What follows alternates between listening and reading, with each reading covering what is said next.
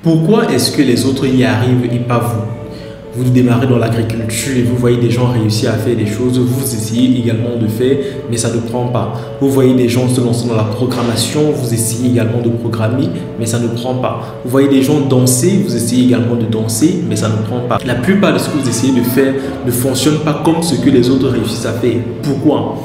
Ça, c'est la question à laquelle nous allons répondre dans cette vidéo-ci.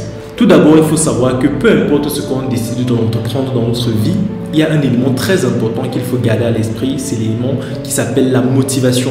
Dans tout ce qu'on décide de faire, il y a une motivation qui doit être derrière. Et à l'instant où cette motivation baisse ou à l'instant où cette motivation s'estompe, nous ne voulons plus tellement faire cette chose-là. Maintenant, pourquoi est-ce que pour les autres ça fonctionne alors que pour nous ça finit par s'estomper? Tout simplement parce qu'il y a deux types de motivation. Il y a la motivation intrinsèque, c'est une motivation personnelle, une motivation qui nous vient du plus profond de nous, c'est-à-dire que on sait exactement pourquoi est-ce que on veut cette chose-là. Et il y a la motivation extrinsèque, c'est une motivation qui vient de notre entourage, une motivation qui vient des personnes avec lesquelles on interagit. Donc en fait, c'est une motivation qui vient d'une influence extérieure et non directement par nous-mêmes en fait. Et maintenant, ce qui se passe, c'est que la plupart des gens veulent faire des choses en partant d'une motivation extrinsèque. C'est-à-dire qu'ils ont vu quelqu'un faire quelque chose et ils se disaient qu'ils peuvent aussi faire cette chose-là. Ils commencent, sauf que quand les difficultés commencent à survenir, la motivation extrinsèque ne suffit pas à leur permettre de traverser les difficultés.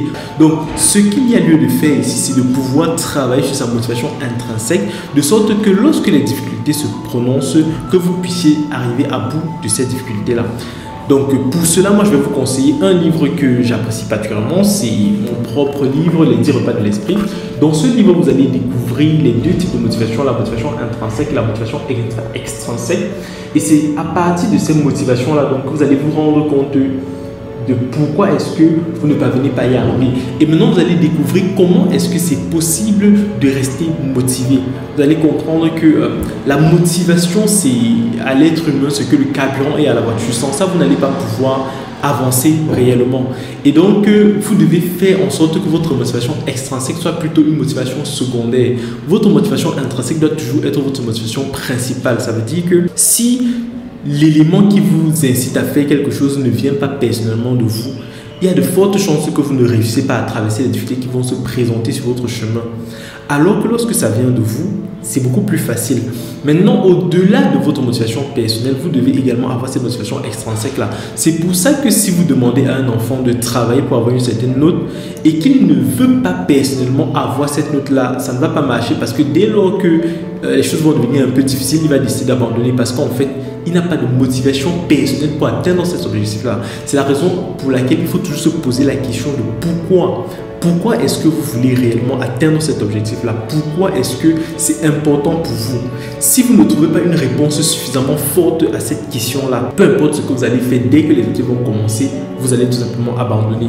Et là, ce sera entièrement de votre faute, quoi. Donc, avant de vous lancer dans quelque chose ou avant de vouloir quelque chose, demandez-vous toujours pourquoi est-ce que vous voulez cette chose-là. Ne décidez pas juste de commencer à faire les choses parce que vous avez vu les gens autour de vous faire ça, mais posez-vous la question parce que quand vous répondez à cette question-là, même si le monde est contre vous, votre réponse à la question est suffisamment forte pour vous permettre de combattre le monde en fait. Bien sûr, ça peut aller dans les deux sens, c'est-à-dire dans le sens positif comme dans le sens négatif.